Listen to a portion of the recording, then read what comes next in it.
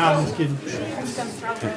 Oh, we're not even. Okay, Smart, you got the hail in the it. mics are going on. Mics are going on. I know, I said. Welcome all to tonight's City Board of Directors meeting. This is meeting number 3 of the City Board of Directors this Tuesday, February 18, 2020.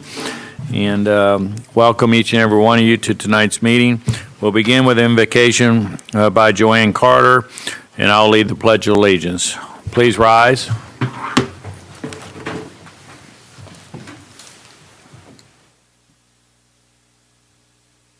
Heavenly Father, we come to you tonight, and we are so grateful for this opportunity to serve you.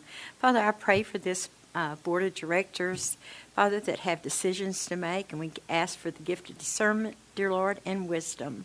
Lord, we have such a beautiful, wonderful city, and I ask, Lord, that you bless our city indeed. And Father, I just ask that you will show us each day what is best for us to do in our surrounding area, dear Lord, and that we will serve you with a joyful heart, and that we will speak words, dear Lord, that encourage others in this beautiful city. Father, I ask that you forgive us when we fall short, but I ask, Lord, that you tonight, that you especially bless this group of people. I thank you, Lord, for what you're doing and what you're about to do. These things I ask in your most sweetest name of Jesus. Amen. Please join me in the pledge. I Pledge allegiance to the flag of the United States of America and to the republic for which it stands, one nation under God, indivisible, with liberty and justice for all. Thank you, and we'll begin with a roll call. Director Holliday. Here. Jones. Here. Clark. Here. Weatherford. Here. Garcia. Here. Folly. Here. Mayor McCabe. Here. At this time, we'll consider approval of the agenda. Are there any additions or deletions to the agenda or items on the consent agenda you'd like to have moved to new business? Move approval. We got a motion to approve? Second. Second. All in favor signify by saying aye. Aye. Same sign. Agenda is approved. Consider approval of the minutes of January 21, 2020. Are there any additions, deletions, or corrections to the minutes as presented? If none, I'll entertain a motion to approve. So move. Second. Director Garcia, Director Jones. All in favor signify by saying aye. Aye. Opposed, same sign. Minutes are approved. Recognition of guests. We have special guests here today, Justice of the Peace Esther Dixon, who's coordinating the Complete Count Committee. Is Esther here today? Yes. Come on down. Thank you. And there's another gentleman. Whichever way you can get here.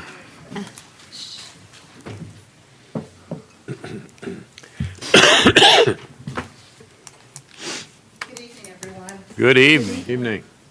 I'm with Kevin Picard. He's the specialist with the Census Bureau, and we just wanted to speak to you guys today. But first of all, we wanted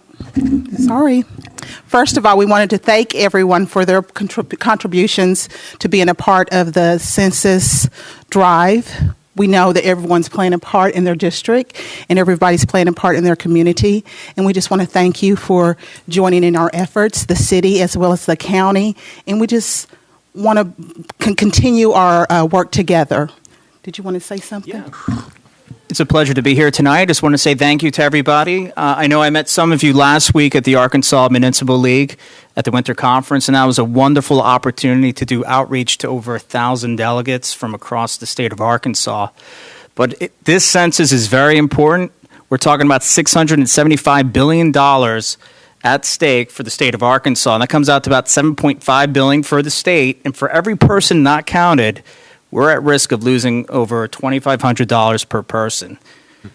And like I said, I'm here to help the city, the county, and this great state of Arkansas to have a successful 2020 census. And if there's anything you may need, let me know. I'm here to help. Thank you.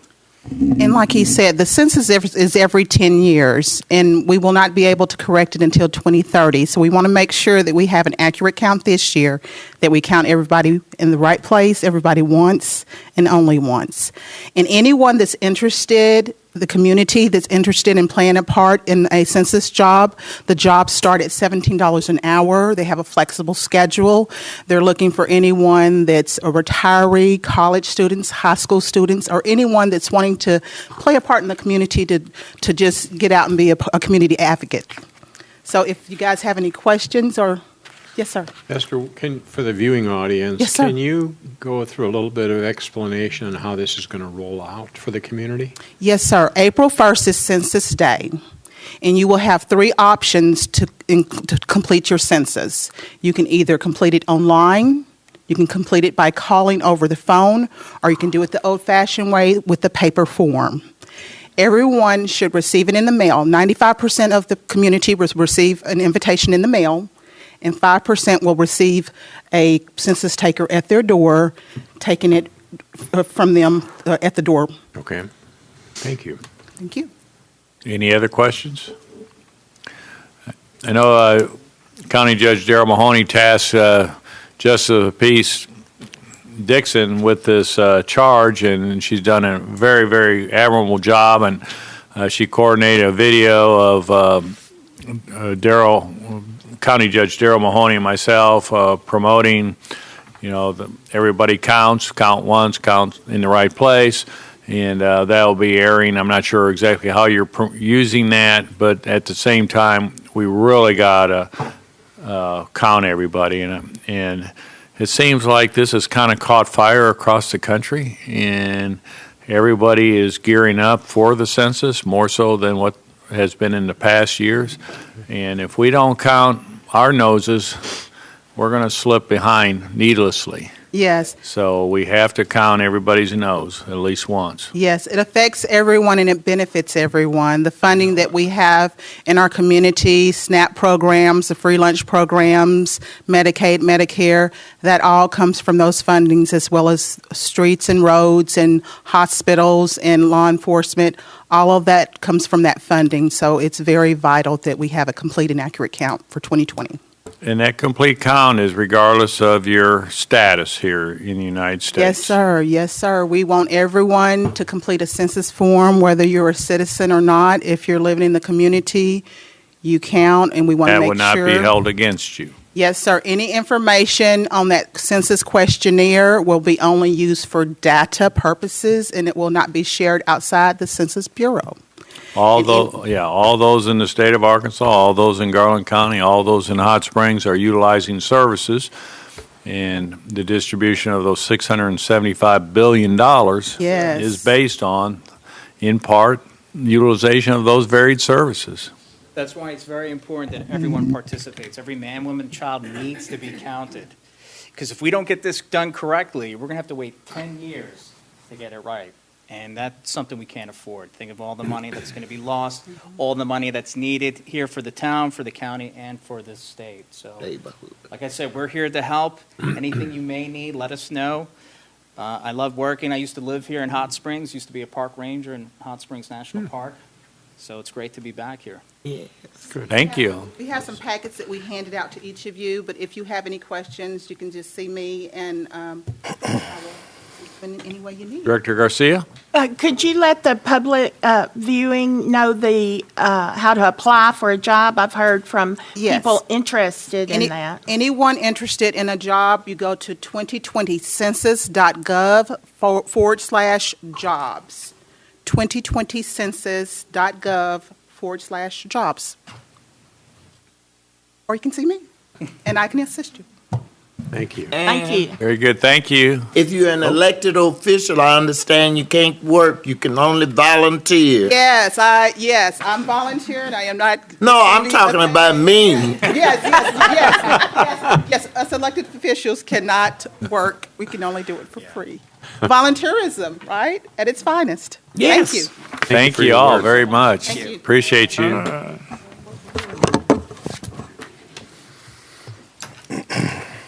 At this time, we'll hear from our city manager as he provides the State of the City address. Probably not much happening here in Hot Springs. Well, Mayor, I tell you, we kind of debated how large the state of the city would be this year.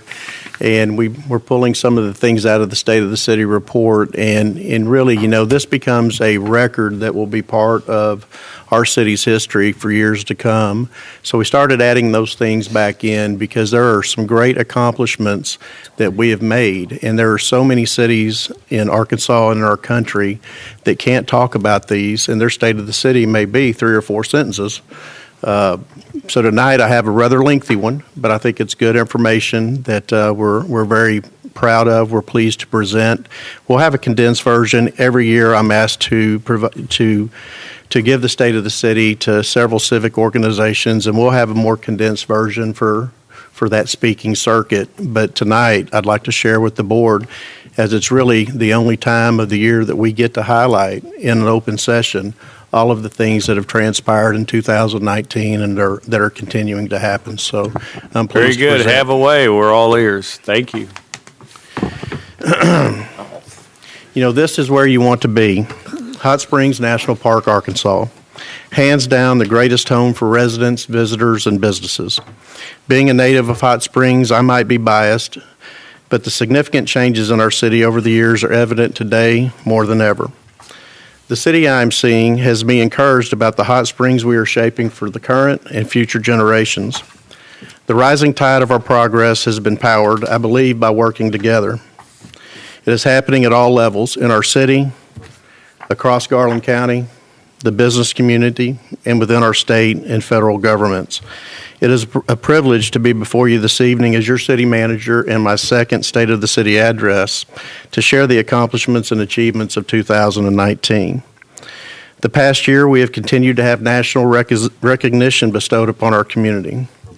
Businesses are expanding and choosing Hot Springs as its home. Neighborhoods are coming together across this great city. I am pleased to say that the State of the City is that our municipality is on the rise.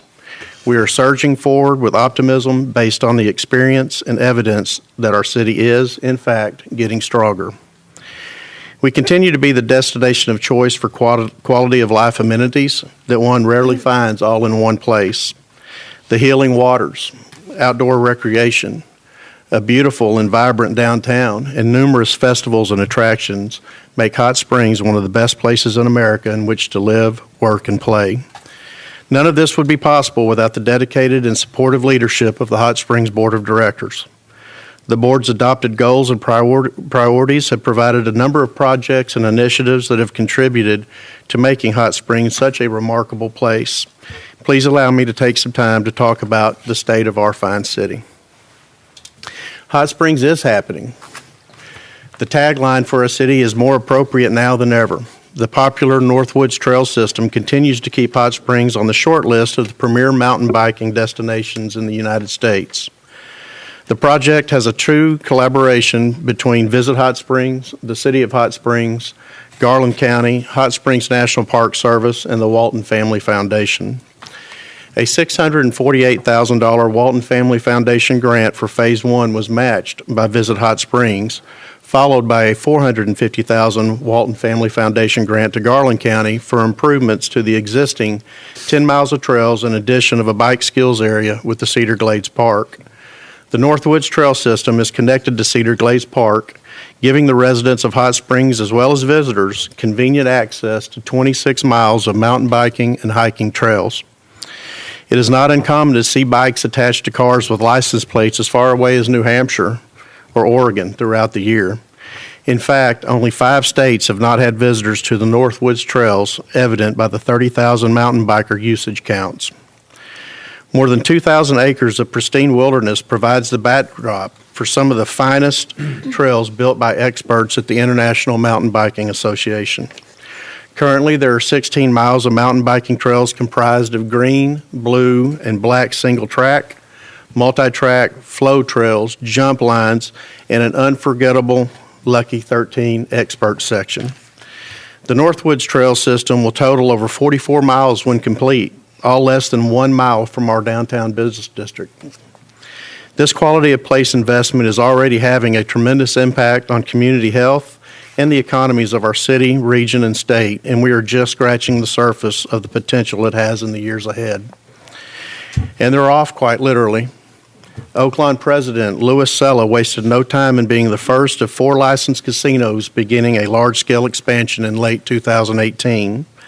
The highly anticipated $100 million-plus project for Oaklawn Racing Casino Resort has set the area abuzz and changed the familiar landscape that has been in place since 1904. Construction on the 28,000-square-foot casino expansion began in May 2019 and opened in January 2020, offering more gaming options to its patrons. A 7-story hotel with 200 rooms, 100 overlooking the horse racing track, is sure to be one of the more unique lodging options in the entire country. Also adjacent to the hotel will be a 14,000-square-foot multi-event center that will accommodate up to 1,500 people for various events such as concerts, meetings, banquets, and weddings. These 2 projects are set to open later in 2020.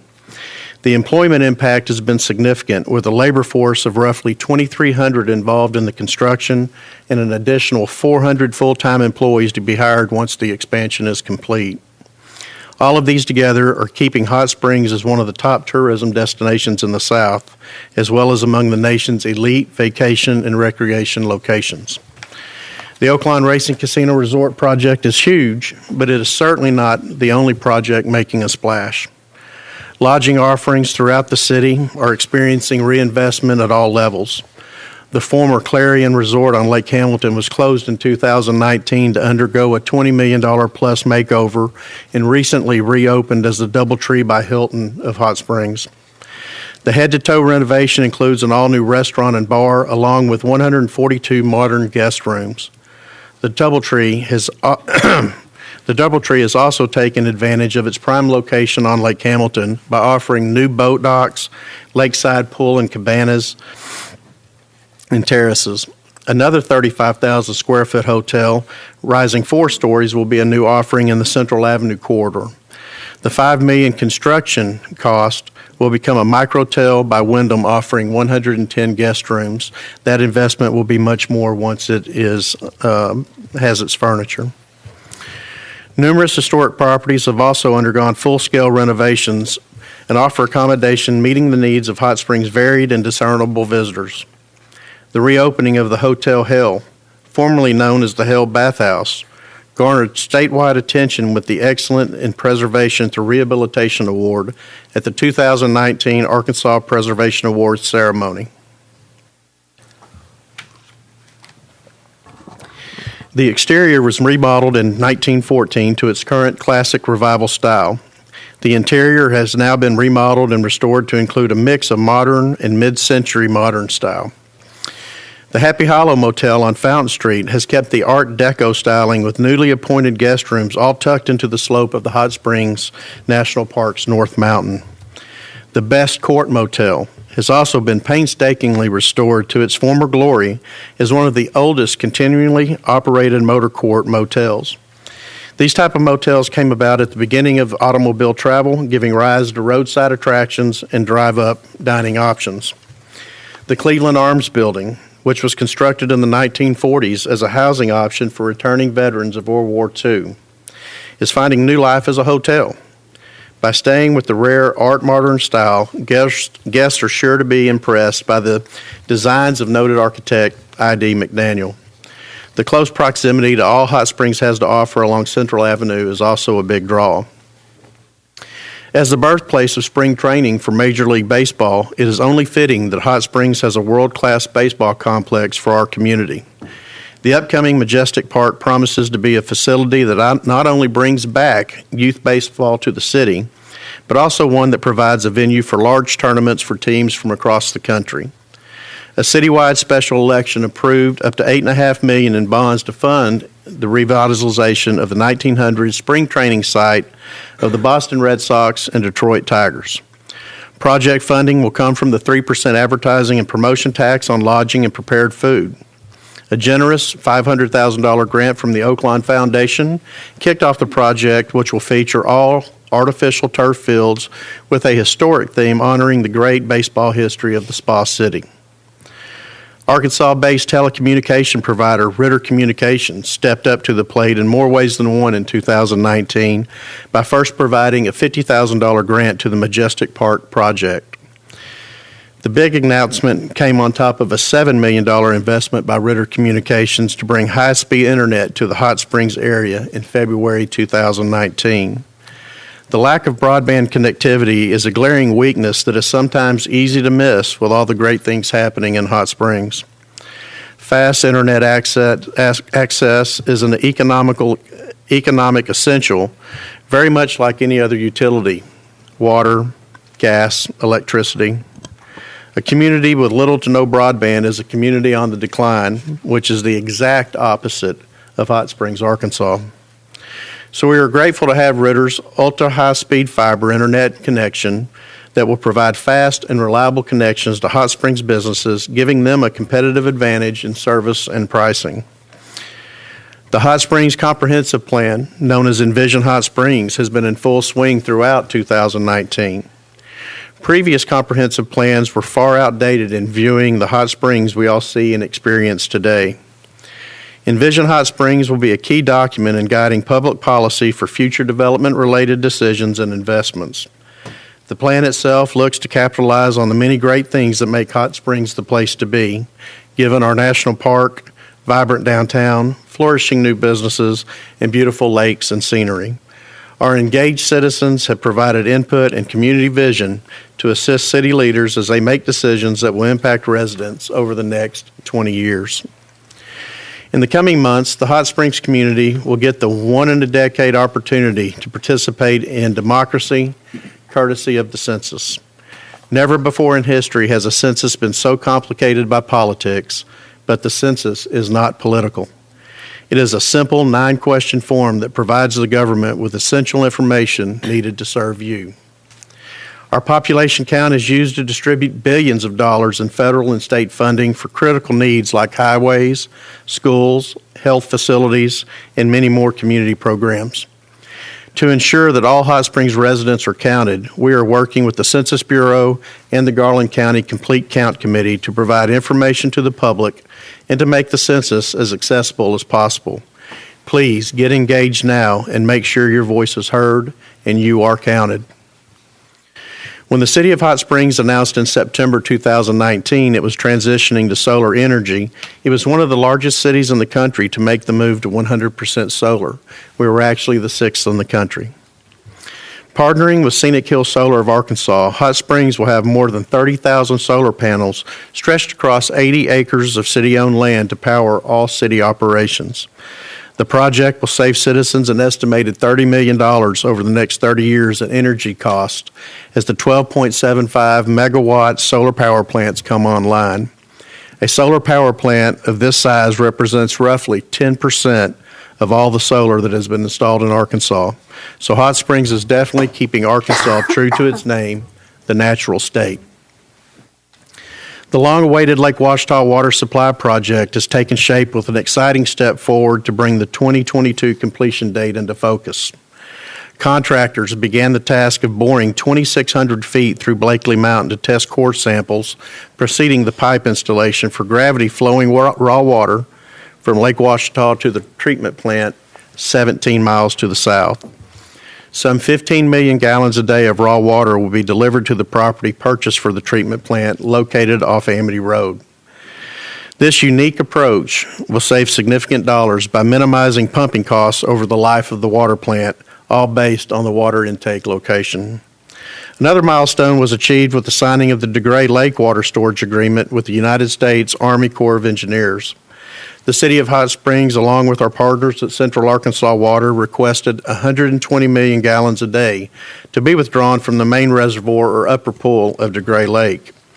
The agreement authorizes 20 million gallons a day storage for the Hot Springs water system. CAW and the City of Hot Springs initiated the request for a water storage agreement with Vicksburg District back in October of 2013. By coupling the existing allocation from Lake Ouachita with the DeGray Lake Agreement, the Hot Springs area has this vital resource for generations to come. A new elevated 3 million gallon water tank is dotted the Hot Springs skyline, bringing much needed water storage to the system. The first water tank constructed in some 60 years for Hot Springs is located just behind the Cornerstone Marketplace in the city center. Not only does the tank provide water storage, its elevation greatly improves water system hydraulics based on our service territory's mountainous terrain. The water tank will be emblazoned with "Welcome to Hot Springs," calling to our citizens and visitors in 12-foot tall letters. There will also be an image of hills to capture our location within the Ouachita Mountains and the iconic Hot Springs Mountain Tower located within the Hot Springs National Park. Radius Aerospace, formerly a Triumph Group division, broke ground in late November on a $24 million expansion of its titanium components plant. The company will add 65 employees to an already 385-strong workforce. The Hot Springs plant expansion will support the superplastic forming of titanium, and demand at the plant has risen in commercial and military aerospace industries for custom-configured titanium components. Superplastic forming is an advanced manufacturing method that allows for the production of complex thin-sheet components. Construction of the 22,000-square-foot expansion is underway and it's expected to be completed in August 2020. Investments in the community. A community roundtable was organized by our Hot Springs Police Department to address several domestic and interpersonal violence incidents in 2019. Leaders from local churches, schools, businesses, governments, and law enforcement came together to address the spike in gun violence across our community. These open and honest discussions led to several actionable solutions to improve our community and reduce the chance of violent crimes occurring, one of which was the launch of the Cool Down Hot Springs. The de-escalation campaign was designed by our Public Information Department with the Hot Springs Police Department to remind the community to communicate, de-escalate, and get help in conflict situations. Another product of the roundtable discussion was the Stop the Violence Coalition, which is sponsored by numerous community organizations to address domestic violence, mental illness, and the importance of keeping our youth safe and off the streets of Hot Springs. A homeless summit hosted by the city in June provided overwhelming attendance and response from area nonprofit and social service providers. The key message was that a new approach is needed in dealing with those experiencing poverty and homelessness, including those engaged in panhandling activities. With the Board of Directors' support in this approach and our partners at the Jackson House, Hope Work Hot Springs was created. Hope Works is a pilot program building on the successes of several other cities. An example, There's a Better Way in Albuquerque, New Mexico, A Bridge to Work in Little Rock, Arkansas, and many others, offering the homeless and panhandlers the opportunity to earn minimum wage to pick up litter along public areas and roadways. The program will link participants with needed services, especially support services offered by local churches and nonprofits. Hope Works is another tool to help impacted citizens with the services they need while providing them the opportunity to achieve employment and beautify the city. For economic indicators, the leading indicators for the local economy have continued to post year-over-year growth in 2019. Hot Springs continues to be one of the top tourism destinations in the South and, as evidenced by recent hospitality investments, is also emerging as a national destination. Visitors have long played an integral role as the engine that drives the Hot Springs economy.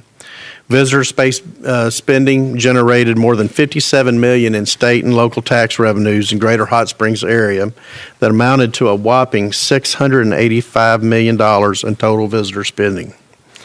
Also, the visitor volumes increased to 7.9 million people coming to Hot Springs annually, with 2.9 million of those visits staying overnight.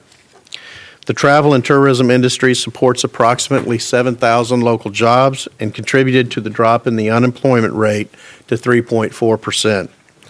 This amounts to $7 million in revenue collected within the city of Hot Springs, helping rank Garland County as the third highest county in the state for tourism dollars. The 116th season of live thoroughbred horse racing kicked off in January at Oaklawn Racing Casino, offering nearly $35 million in prize money available this year, up from $28.7 in 2019. When Oaklawn's running, they are the richest race facility in the nation. Oaklawn Park has announced significant purse increases to a number of its 2020 stakes as the Arkansas Oval will, for the second year, host a meet that stretches into May. The historic 2020 stake schedule has four $1 million stake races: the $1 Million Rebel, the $1 Million Arkansas Derby, the $1 Million Oaklawn Handicap, and the $1 Million Apple Blossom Handicap.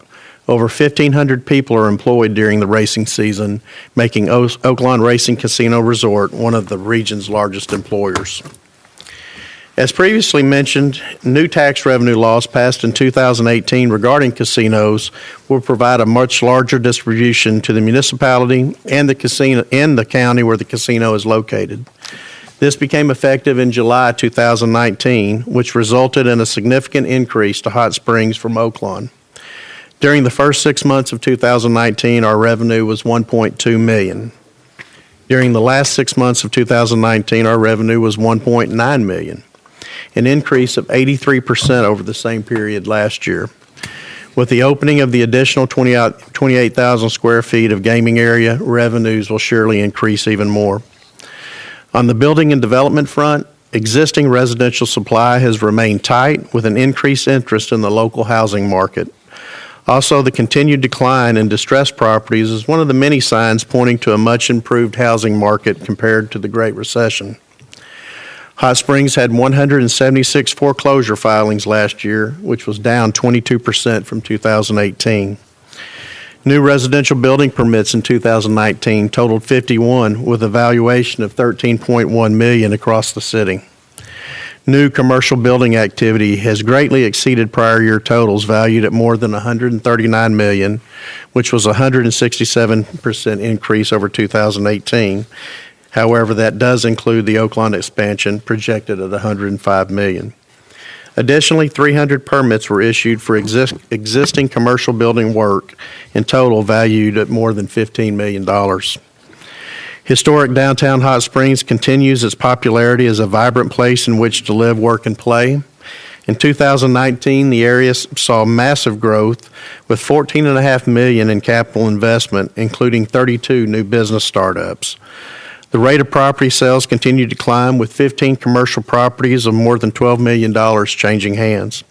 For reference, in 2018, we saw more than $12 million in capital investment with 23 new businesses and 16 commercial real estate sales valuing $8 million. Another eye-catching statistic continues to be the growth in the downtown corridor since the Majestic Hotel fire in February of 2014. There have been more than $100 million in capital investments, with 103 commercial property sales valued at more than $56 million. Last but not least, there have been 144 new business ventures, 85 of which are still open today. That's an amazing percentage. Now on to the city's largest revenue source. Sales tax collections posted a 6.5% increase over the previous year, with double-digit gains averaging 11.8% from September through November, and is expected to bring in $21.5 million annually. The city's 1.5% tax supports the majority of city services, including public safety, all of which directly impact our citizens' daily lives. All indicators point to an encouraging and robust local and regional economy, from steady increases in sales tax revenues and building permits to the infrastructure development that provides building blocks for the future and sustain and enhances our quality of life. I would next like to highlight the work that the city will be continuing through 2020 and are part of the Board of Directors' adopted goals. First, our water supply and water plant projects are progressing with several initiatives underway. As previously mentioned, the DeGray Lake Water Storage Agreement was signed on April 3, 2019, securing storage of 20 million gallons per day for the city of Hot Springs. This agreement was unlike any others and considered to be a non-standard agreement by the United States Corps of Engineers. This agreement allows the city to own storage while deferred payments for foregone benefits until first use. This was monumental in terms of savings to current ratepayers. The Lake Ouachita Storage Agreement was signed May 9, 2017. The initial bonds have been sold and agreements with Christ Engineers have been solidified regarding water supply from Lake Ouachita. The property for the plant has been purchased and plant designs have been progressing. We received additional permits, including the 404 and 408 letters for the waterline contract with the Corps of Engineers. As preliminary work moves closer to completion, future construction costs will be finalized. At that point, additional bonds will need to be approved to begin the construction phase, which should begin this year. Much of the impetus for the development that the city has had in the last few years came from the 2014 destruction by fire of the Majestic Hotel. It's hard to believe that just 6 years ago, vacant storefronts and idle downtown sat in the same place as what we see today as a vibrant and bustling showpiece. Noted author Rex Nelson penned The Shame of Hot Springs as plywood was being nailed to cover the shuttered Majestic Hotel windows. In a few days' time, a large-scale fire of which downtown Hot Springs had not witnessed since the turn of the century was raging. Ultimately, the city of Hot Springs was left to pick up the pieces of the destruction of this landmark of the South. This destruction created a movement to redevelop and preserve our legacy buildings. After the fire, this property was purchased by the city, and the city has spent approximately $2.3 million to clear and remediate the property in readiness for redevelopment. The final remediation efforts were completed in 2018, and a certificate from ADEQ was presented to the city of Hot Springs. I believe it was November of 18.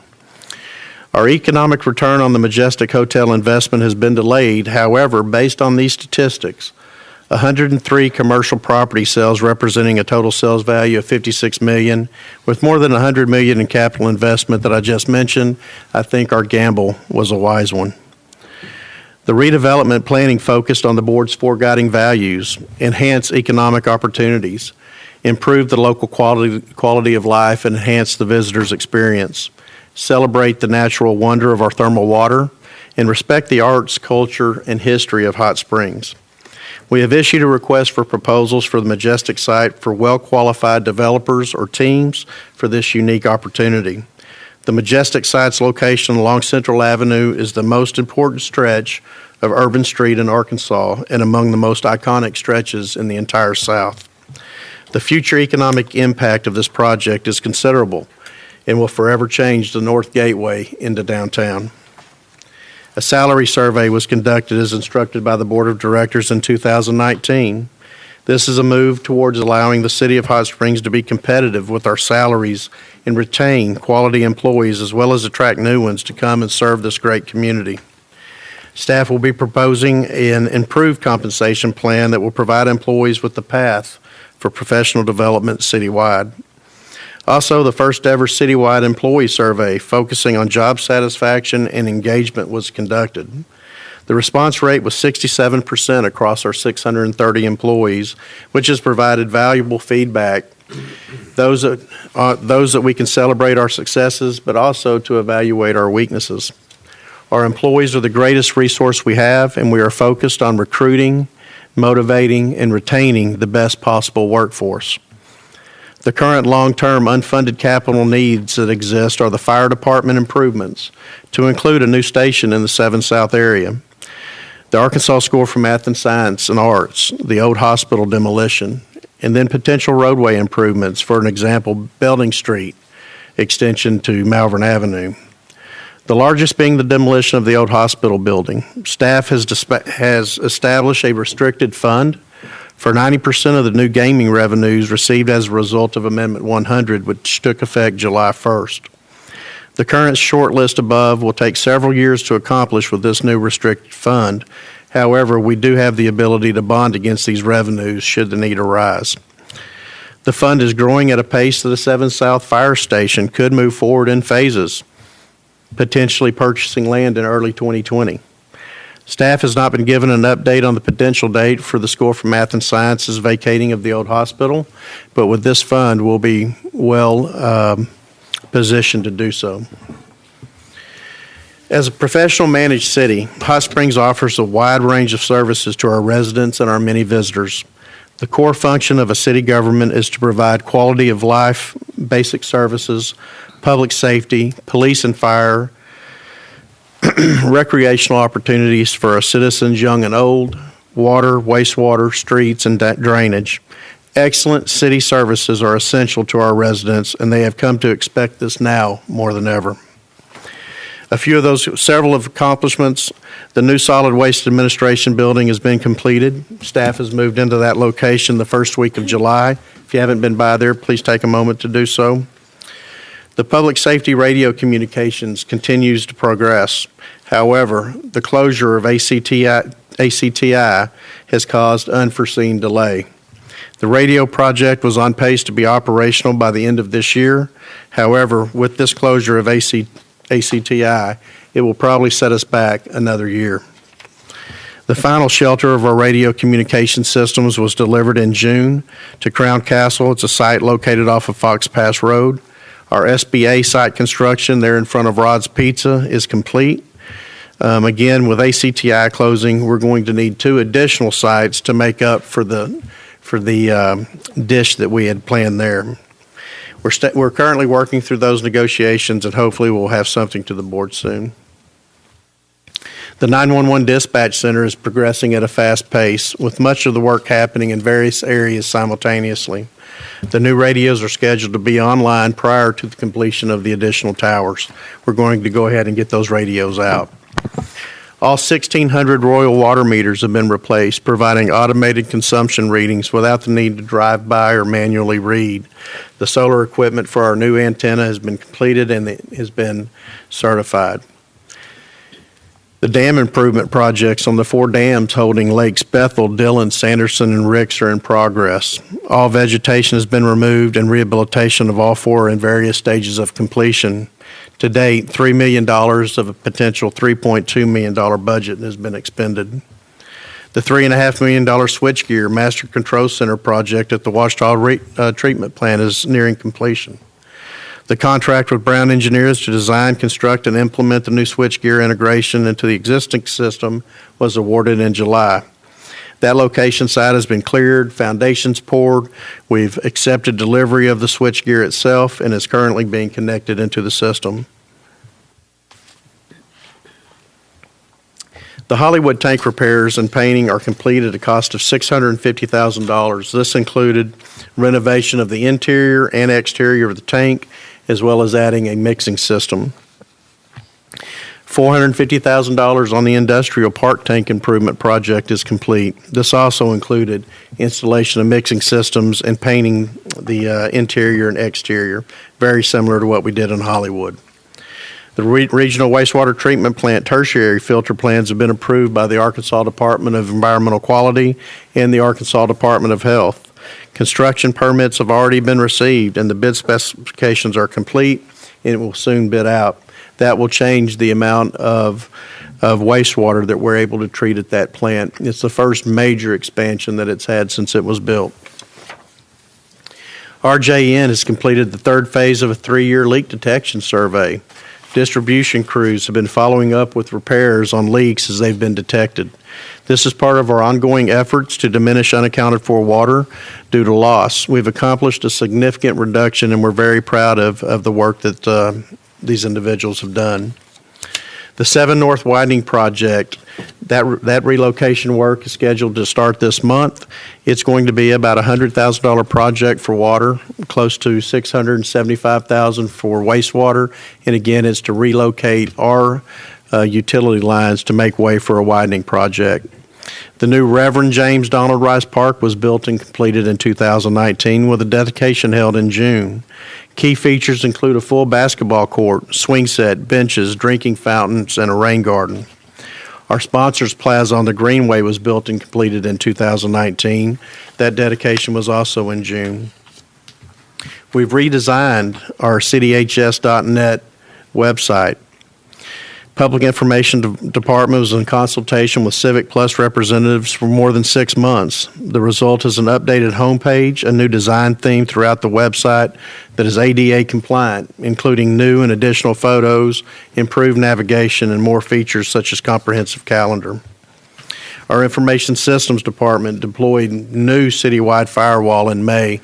That's something that is attacking cities across our nation. We're seeing that in Arkansas, Texas, almost all states. We continue to put firewalls in, but we can only add newer, more advanced layers. as they continue to get smarter.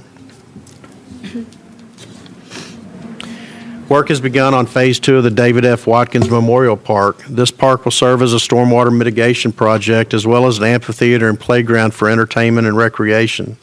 Once complete, this park will have the first all-inclusive playground in the city. With the help of our public information, we started our Heart of Hot Springs employee newsletter, and it's been redesigned, and we publish it monthly, and it's been a great tool to help keep our employees engaged.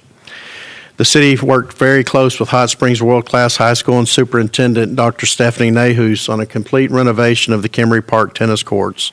This was made possible by a state education grant applied by Superintendent Nahus. The school also provided the entire grant match. This was a great partnership. If you haven't been out to see the new courts, they are first class, and they're used as the home courts of both Hot Springs Trojans and the Lady Trojans. Let me close by expressing my sincere appreciation to all the people who work for and with the city to make all of these great things happen. We have embarked on a new decade with the winds of improvement at our back.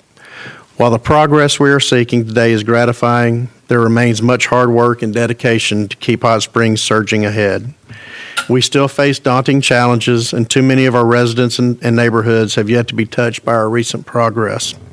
Our strength lies in our citizens, and by working together for the betterment, we can ensure that all will share in the rising tide of progress. By no means do I believe Hot Springs has reached its pinnacle, because I see many great things still within reach. The city of Hot Springs is well positioned for continued prosperity and will become one of the truly great cities in the country. I'm honored to be your city manager, working alongside dedicated employees, supervisors, department heads, elected officials during these exciting times. Thank you for the opportunity to be before you this evening, Mayor, and that concludes my State of the City report. Well, thank you very much. I think that requires a round of applause.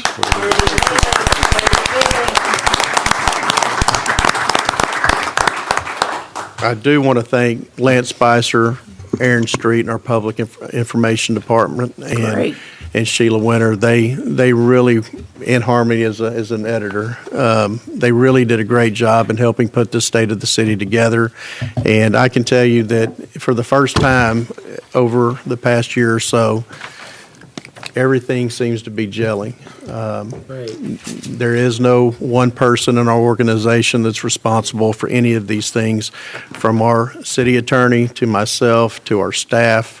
We're all working diligently on each one of the things that I just read tonight, and it goes back to the dedication of our employees. So thank you, Mayor.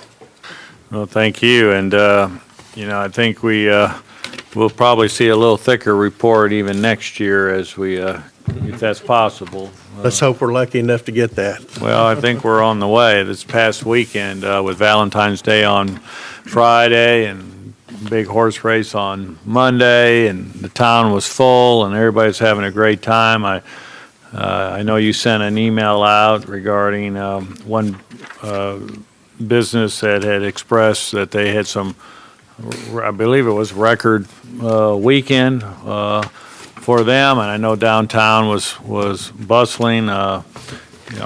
Being downtown myself now on weekends, there's a lot of cross traffic, cross communication amongst the businesses and what they're doing, and I think that was shared by many people in downtown, not just by that one individual who commented. So. Lots of people in town, and people are discovering Hot Springs for the very first time. I've run into a number of people who have never thought about coming to Hot Springs, and they're here, and they're loving it, and they're coming back. So from a tourism standpoint, we're on people's radar screen, and we just have to continue to plug the quality of life and drive more business interest to our community. So. Mayor, I'll tag on to that. I had somebody call me yesterday 4 times. They left Hot Springs, hadn't been back in 5 years, and they came down and went to the races, and they would go downtown and they'd call me, oh my gosh. They'd go out 7 South, and they'd call me, oh my gosh. And then they got just into some of our neighborhoods, and we know it's there, and we're seeing it, but we don't see it like somebody that's been gone for 5 years and come back. I mean, the excitement from this person, every time I answered the phone, it makes you feel good. Yes, it And does. we're on that right track. Very good. Thank you again. Board of Directors announcements of upcoming events. Anybody have? Director Garcia.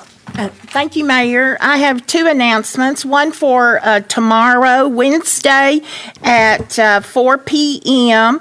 Karen's Community Meeting will be hosting our local judicial candidates. All candidates have accepted the invitation to come and speak, and you'll have the opportunity to ask questions. Early voting is underway now, and if you see the list of candidates and don't know who is running for which judicial position, please come out, meet the candidates, ask your questions to have a more informed state of mind when you make your decision of who to vote for.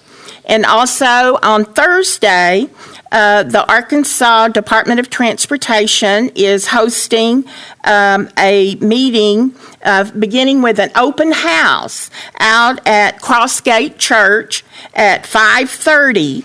And it's a public meeting, and the director, Scott Bennett, will be making a presentation at 6:30.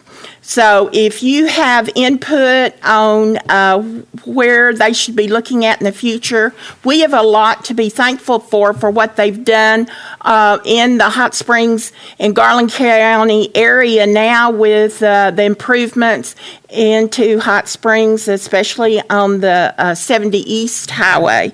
But I've heard from several residents that are interested in extending 290 onto Clark County in widening 7 South to 4 lanes beyond 290 all the way to Clark County. And if that's something in other areas you're interested, you have the opportunity to make your voice known in the public meeting with Arkansas Department of Transportation, formerly known as our Arkansas Highway Department. Thank you.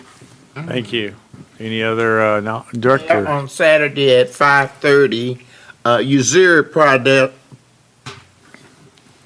Missouri Association will have a Black History program. It will be held at Hot Springs Hotel, and you and I are to be there at 5:30. Thank you, Mayor. I think you've been invited. Yeah, she's been on me the last week thinking I might not be there. I don't know why she would think that, but that I wouldn't be there. But You're not going to forget. we'll be there. Okay. All right. Anybody else have an upcoming event? Very good. Thank you. We'll move on to our consent agenda, and these tend to be of routine nature and do not merit individual discussion, and therefore I'll entertain a motion to approve the consent agenda as presented. So moved. Second. A motion and a second. All in favor of the motion to approve the consent agenda as presented signify by saying aye. Aye. Opposed, same sign. Consent agenda is adopted. New business. We have a few items here. We actually moved some items last Tuesday from the consent agenda to new business because wasn't necessarily an item that felt was controversial, but we wanted to give recognition to these items, and therefore we're going to begin with a resolution R 2020, and I ask the city attorney to read by title. Resolution R 2020, a resolution accepting a donation of property from CenterPoint Energy adjacent to the new city building at 324 Malvern. That concludes your reading, Mayor. If you would, entertain a motion second to adopt and have discussion. Motion to adopt. So moved. Director Jones, seconded by Director Garcia, and staff report will be provided by Gary Carnahan, Director of Engineering. Welcome. Thank you all. This is a very pleasant opportunity and maybe be something on the 2021 State of the City address next year, I hope. Make a list. Mayor, we need to twist the arm of the Board of Directors tonight and ask you to accept a gift, a donation of property from CenterPoint Energy. And I'd like to ask Philip Giles and Bradley Fisher from CenterPoint Energy to come up and join me. And in a minute, they'd like to hand you the deed to a piece of property next to the property at 324 Malvern that the city recently purchased. That was formerly was their office there, and they moved to a new, nice, modern headquarters. And so that property was available. I was trying to talk them into letting us have an easement for a sidewalk, and instead they surprised us and said, we'd like to just give you the entire property. So that's pretty amazing at no cost, I forgot to say. And, CenterPoint Energy has been a great partner for the city. We work in engineering with them all the time, and they're investing a lot of money upgrading and expanding their natural gas facilities to all the homes and businesses in city and in the county. So they're investing a lot in this area, and today investing even a little more. So they may want to just say a word, and I don't know if we need to vote or if we already have, I forgot, but. No, we haven't voted yet. But Okay, so they'd like to present the deed to the property to you. You gotta. Yeah, Brad Fisher and Philip Giles. We just want to let you guys know, just as Gary said, we relocated our operations out to 105 Lonsdale Road. We didn't have any future use plans. Been talking to Gary about some easements for this property for the walkway down to the depot, and through those conversations, we learned a little bit more about the Malvern Gateway project, and we just feel like the city of Hot Springs can do a lot more with the property than we would be able to do ourselves. So, with that, we would like to present the city of Hot Springs. Appreciate it. Let us vote first, and I'll jump over this actually probably walk around, and then we'll accept that. So any questions of the directors? Do we have anyone from the community sign up to speak? Yes, sir. All right. Please call the roll. Director Holliday. Aye. Jones. Aye. Clark. Aye. Weatherford. Aye. Garcia. Aye. Folly. Aye. Mayor McCabe. Aye. Resolution's adopted. Now you can accept it.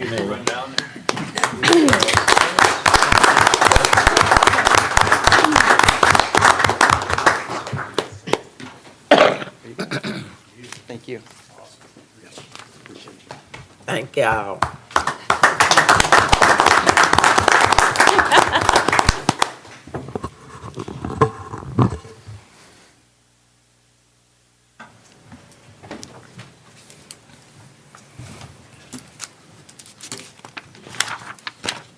Now, we'll run down every other Tuesday and accept property. We meet on the first and third Tuesdays of the month. So those of you who Be a good one. have a gift of that type, we're open. Okay, thank you very much, CenterPoint Energy. Consider Resolution R 2021. Ask the city attorney to read by title. Resolution R 2021, a resolution approving the purchase of a prefabricated restroom for Linden Park pursuant to the Cooperative Purchasing Program through Sourcewell. That concludes your reading, Mayor. If you would entertain a motion second to adopt and have discussion, if any. A motion to adopt. Second. Director Foley, seconded by Director Garcia. Staff report by Anthony Whittington, Parks and Trails Director. Thank you, Mayor, members of the board.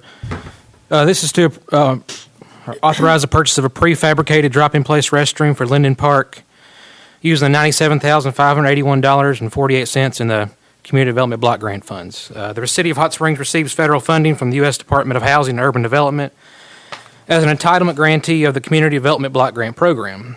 The HUD and CBDG provides annual grants on a formulation basis to develop viable urban communities by providing a decent housing and suitable living environment, and by expanding economic opportunities for low and moderate income persons.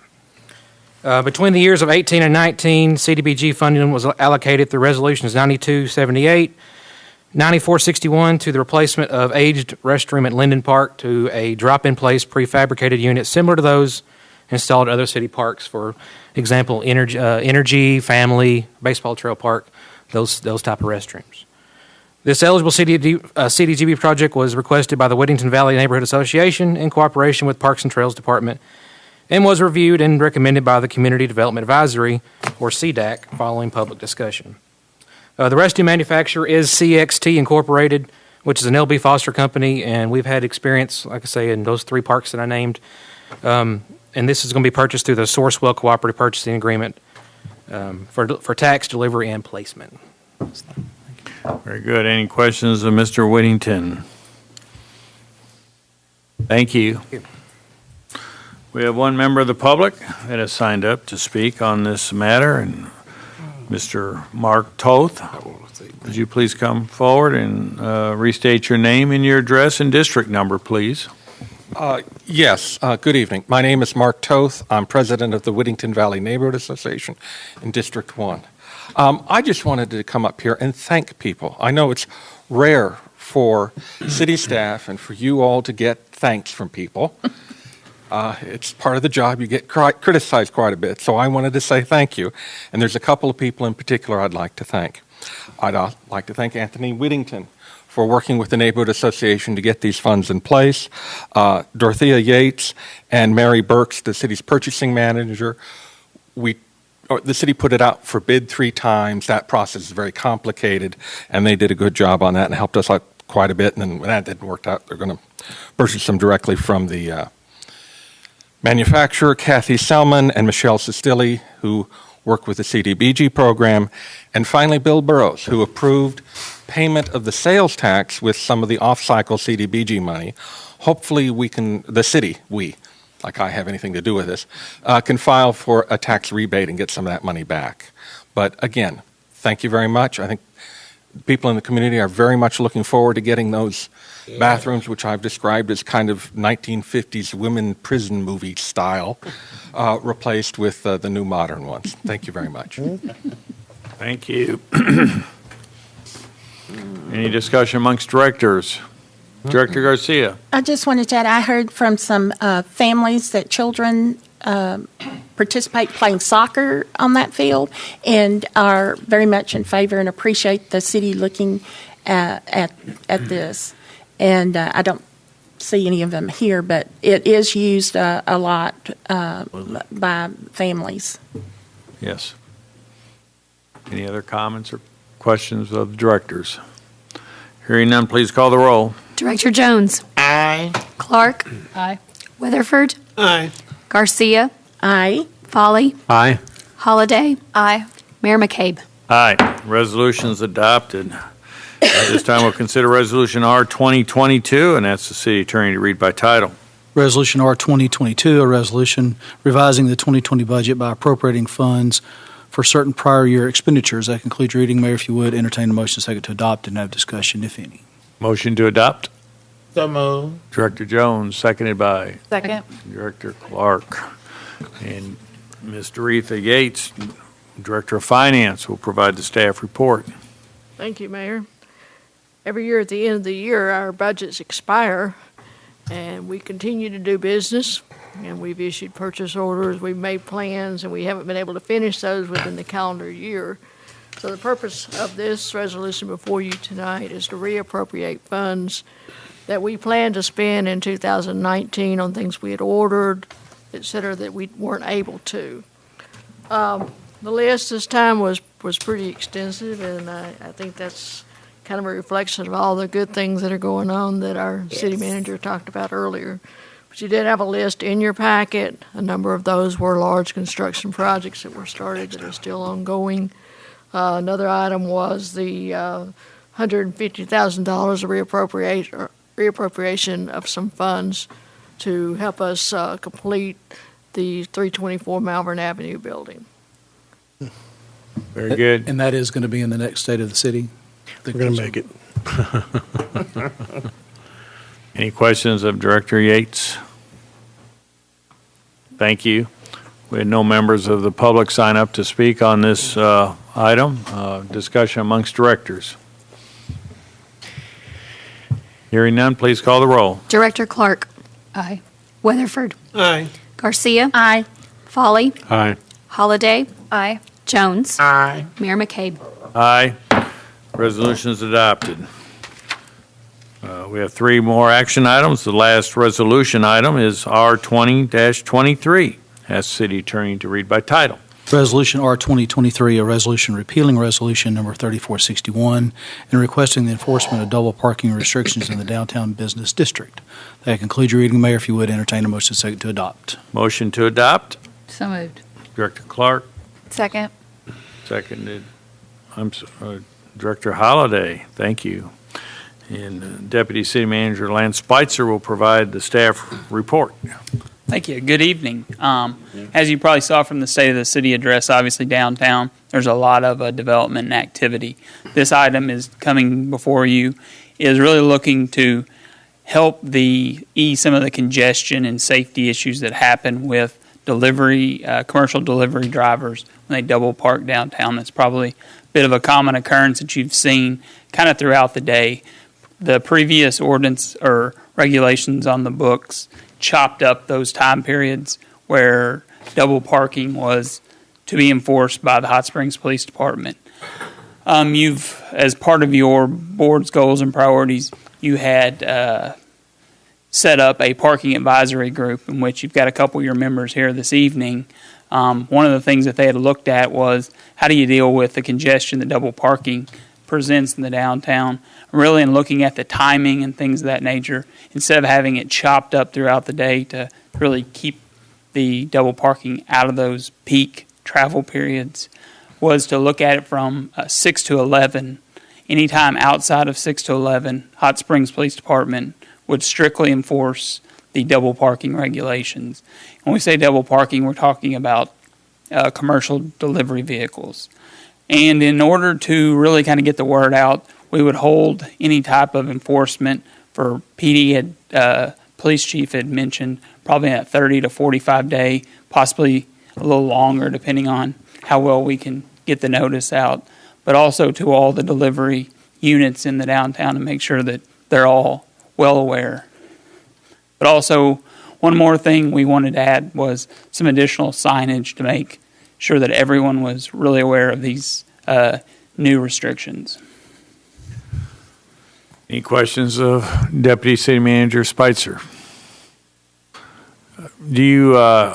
When would you anticipate a first ticket would be written?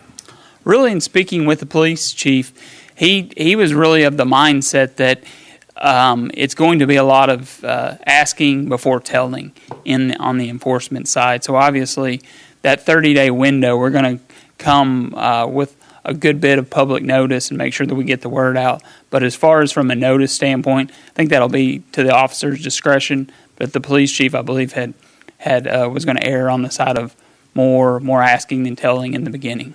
Well, I appreciate the 30 to 45 days because there's a lot of varied drivers. I mean, we see similar trucks, but different drivers. I know they'll spread like wildfire, once people are made aware. But perhaps I'm not sure when you say education or notification, by the officers. Certainly a warning ticket, and that catches everybody's attention, and will clearly communicate that message. But we do know that there are deliveries outside those hours currently, and many of the purveyors, vendors dropping product off downtown may not be able to schedule everybody within that time frame. And because when this came up 6 months ago, 8 months ago, I had a few of them contact me regarding their schedules. And so to the degree they can adjust, great. If they can't adjust, then they got challenges. But the fact that you're willing to provide a time frame of education and allowing them to adjust I'm very thankful for. And one thing to add additionally was we do have loading zones kind of spaced throughout the downtown. The Parking Advisory Group really wanted to look at where those loading zones are located at for those that are in those off-peak time periods so that they can better know where they're at and utilize those loading zones. But And that would be a 7-day-a-week time frame, Correct. 6 to 11. That's correct. Any other questions or comments by directors? Mayor, I just would like to clarify, though, that I remind everybody that double parking is prohibited. This is not a change in the law that says double parking is permitted. It's merely relaxing a period of time during the day for deliveries to be made. If there's a Chevy Malibu that's double parked during the hours of 6 to 11, I expect they'll be ticketed. Probably ran out of gas. But downtown's robust, and it is in part an economic engine for the city. But I also understand public safety and movement of vehicles. So thank you. Thank you. There being any other questions or discussion amongst directors? I still worry about a lot of the vehicles down there making deliveries. 6 to 11, and I mean, it was broken up before, and people like UPS don't even get out of the terminal till 9 or 9:30. That gives them a half an hour to go all the way to the other end of town and work their way back through. Yeah, I don't disagree with you. And people coming from Little Rock, I mean, what happens if they get caught in traffic, on the highway? Or, I mean, I still think you're going to have problems with it. I mean, and I don't think there's really a solution for it down there.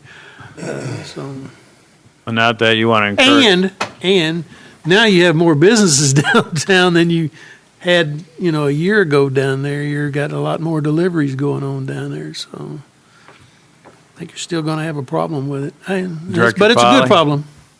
I mean, what we have, first of all, I want to thank the Traffic Advisory Committee for making the recommendations. But what we have is not working, and certainly can't hurt to give it another shot and see if we can improve the traffic flow downtown. Okay. Any other comments or questions? Hearing none, please call the roll. Director Weatherford. Aye. Garcia. Aye. Folly. Aye. Holliday. Aye. Jones. Aye. Clark. Aye. Mayor McCabe. Aye.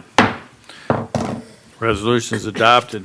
The next order of business is to consider ordinance number 020-10, and I'll entertain a motion to suspend the rules and read by title. Also move, Mayor. Director Clark, seconded by, Director Garcia made the motion, seconded by Director Weatherford. All in favor of the motion to suspend the rules and read by title only, signify by saying aye. Aye. Opposed, same sign. Motion is approved. Please read by title. Ordinance 02010, an ordinance incorporating certain state parking violations into the Hot Springs Code of Ordinances, amending ordinance number 5084 as amended. And for other purposes, that concludes your reading, Mayor. If you would entertain a motion second to adopt. Motion to adopt. So moved. Second. Very good. Deputy City Manager Spicer will provide the staff report. Yes, thank you, Mayor, board members. This item is also another recommendation from your Parking Advisory Committee.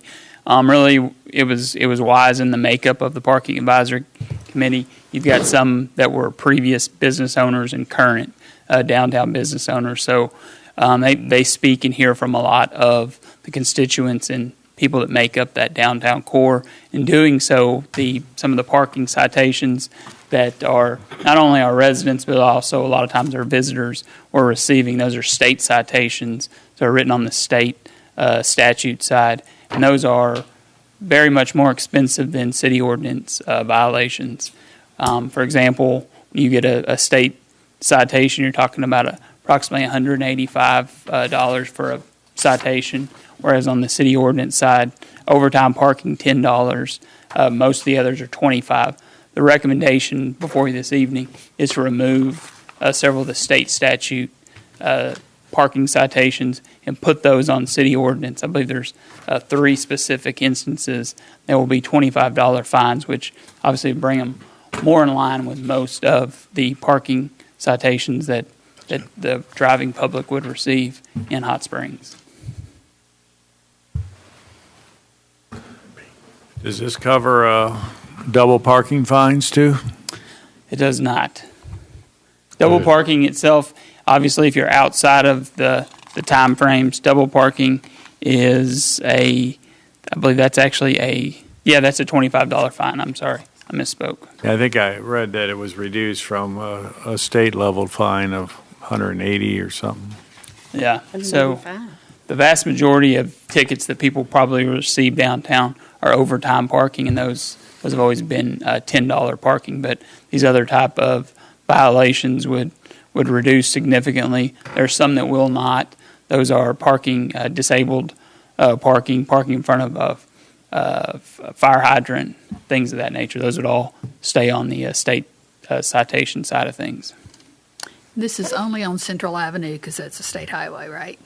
State highways, I mean, honestly, we do have several state highways, so Central, Malvern, Airport, but generally speaking, you don't really have that much parking on a state highway. So for the most part, you're correct. You're talking about the downtown business district. Okay, thank you. Very good. Director Foley. I wonder if we can keep track of the effectiveness of this. I mean, we just passed the, number one, I appreciate the break that we're trying to give our community, but we've just passed a resolution or an ordinance about the time period for the parking. If I had a truckload of supplies to deliver, I would pay the $25 myself. So I want to make sure we're not defeating what we originally started to do. So I wonder if we can find a mechanism to keep track of this, so if we go back in 6 months and reconsider it, we can. I'd appreciate it. Because I believe in speaking with police chief, there's not a tremendous amount of tickets that are written in this in the higher level, but they are done, and when you do hear about them, obviously quite frequently, whenever they are, because it's such a jump in the fine side of things. Any further questions of Mr. Spitzer? Thank you. I extend an apology to Mr. Mark Toth. He signed up for the previous item. And while this isn't the same item, somewhat maybe tangentially related, do you want to come up and make comment? Can you put me down as a public commentary? Okay. Thank you. We had no other members of the audience sign up to speak on this particular issue. Any discussion amongst directors? Hearing none, please call the roll. Director Garcia. Aye. Polly. Aye. Holliday. Aye. Jones. Aye.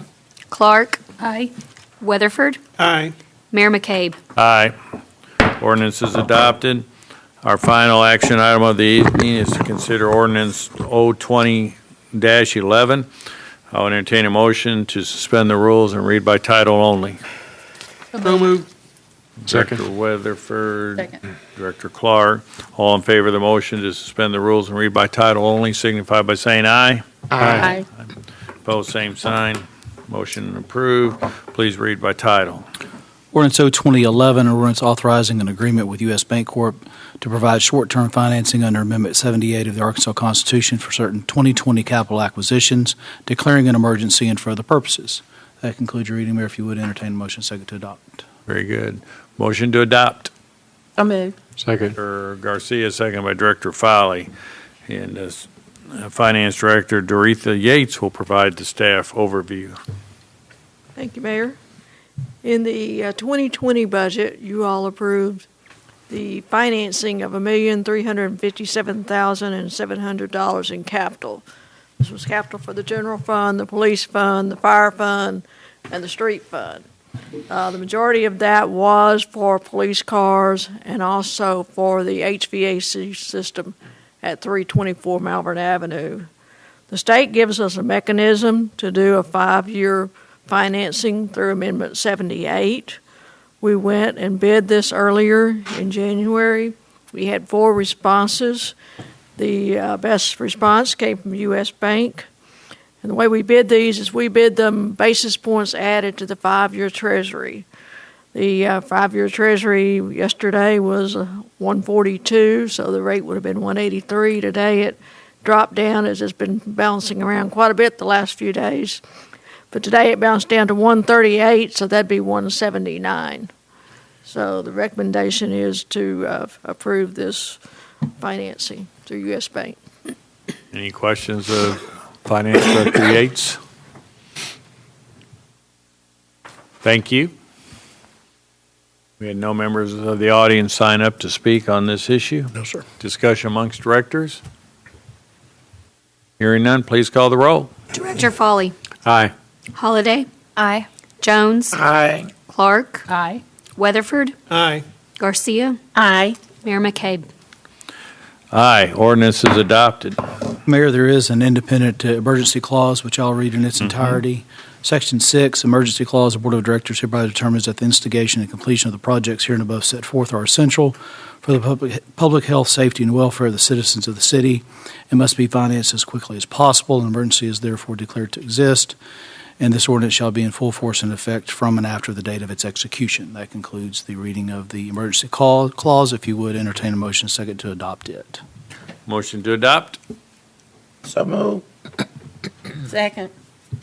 Motion and second. All in favor signify by saying, or we got a roll call or a voice vote? Voice vote's fine. Okay, we'll do a voice vote. All in favor of the motion signify by saying aye. Aye. Pose same sign. Emergency clause is adopted. Thank you. Board of Directors, items for discussion. Any board member have items to be discussed? Reiterate, just participate in the census on April 1. Everybody counts. All right. Director Jones. Well, I was just thinking. Uh-oh. If I volunteer, I know my district better than anybody else. So I may have to, since I can't get paid, I may do a little volunteering, Miss Dixon. Because I know what's going on where that census taker, I don't know everybody that I know. And that'll be right after we adjourn. Oh, it don't start till the 1st. You got like 40 days, Yes, I got 43 a days while to to gear do up. You got an that. extra day with the I've got to February be 29th. Trained. Yes. Oh, take more than They train the people they pay. So why not me getting trained? So I do it right. Very good.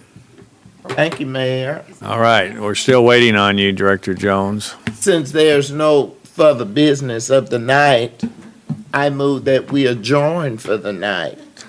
Second. I thought we'd never get there. Thank you, Director Jones, and Yes, thank you sir. for the second, Director Clark. All in favor of the motion to adjourn, signify by saying aye. Aye. Opposed? You're going to turn the lights off if you oppose. So we're out of here. Thank you very much. Be safe out there. Oh, we gotta wait